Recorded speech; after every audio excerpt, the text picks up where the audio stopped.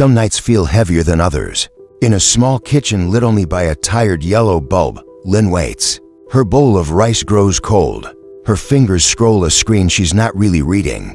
And across from her, the empty chair says more than any message on her phone ever could. The clock hits midnight, and for the 100th night in a row, she wonders if her father even remembers she's still awake. But tonight, something breaks the routine. A tiny crinkle under her chair. A forgotten piece of the past, folded into an old backpack. Tiko, her childhood companion.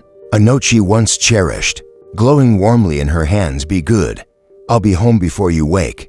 She remembers waiting, and waking alone. Back in her room, the rain whispers against the window. Homework half done. Posters crooked. Her own reflection stares back at her beside Tiko's faint, familiar glow. Something inside her begins to shift. A question, a pull, a longing she can't ignore anymore. She zips Tiko shut. Flashlight, sketchbook, hoodie. No plan, just a promise her heart is ready to keep. As she tiptoes past her mother's door, the cool hallway light brushes her face. This isn't rebellion. This is love finally refusing to wait. Outside, her father walks the same path he has for years. Linh follows, a small shadow slipping behind lampposts, the fog swallowing her footsteps.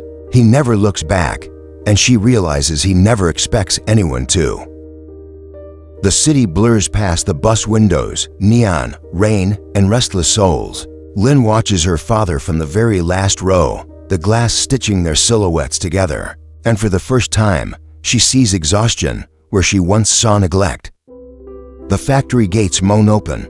Inside, a world of metal and shadows swallows him whole. A vast warehouse lit in cold blues and worn-out yellows. This is where her father disappears every night. Into work, into duty, into a life she never understood, until now.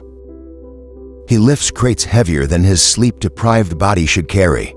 He adjusts stubborn machines, wipes spills no one thanks him for, and breathes in the dust of 100 long nights.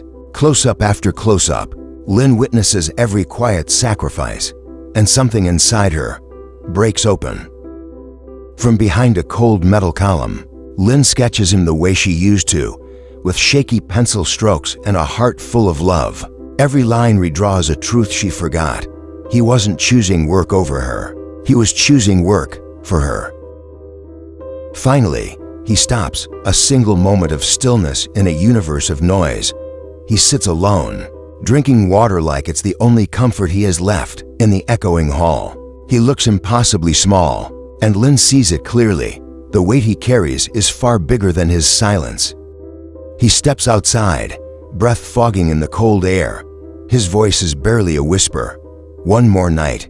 Not a complaint, not a curse, just a tired promise to keep going. The rain returns, but this time, it feels cleansing. Linh shelters under an awning, cradling Tiko to keep him dry.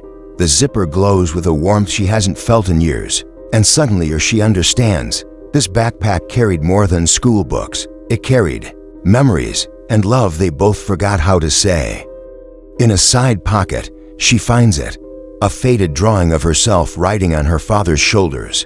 The crayon lines wobble, but the joy is unmistakable. She remembers making it, and she remembers who she made it for. Sitting beneath the buzzing street lamp, Linh begins to create again. A sandwich wrapped with care.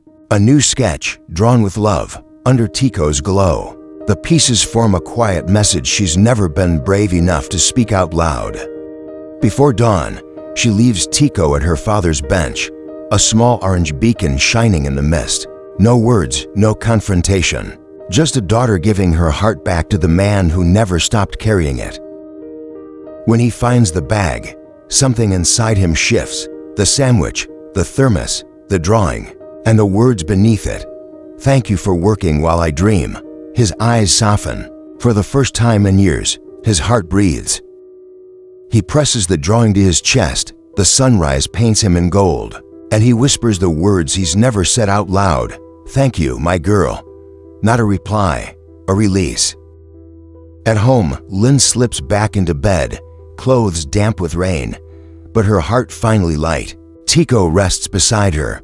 The birds begin to sing. For the first time in a long time, she sleeps in peace. When morning comes, her father enters the kitchen as quietly as he left. He sets Tiko on the table and lets his hand rest there just a moment longer. No words, just a silent promise, I'm here. Later, Linh opens Tiko. The sandwich wrapper is gone. Her drawing has something new, a line written in his careful, clumsy pencil strokes. Love doesn't need to speak. Tears fall, but they're soft, because she finally understands. Love isn't always loud. Sometimes it's carried quietly, night after night, in the back of an orange backpack. Tiko, The Lives I Carried, Season 2. Love doesn't always look like words, but it's there.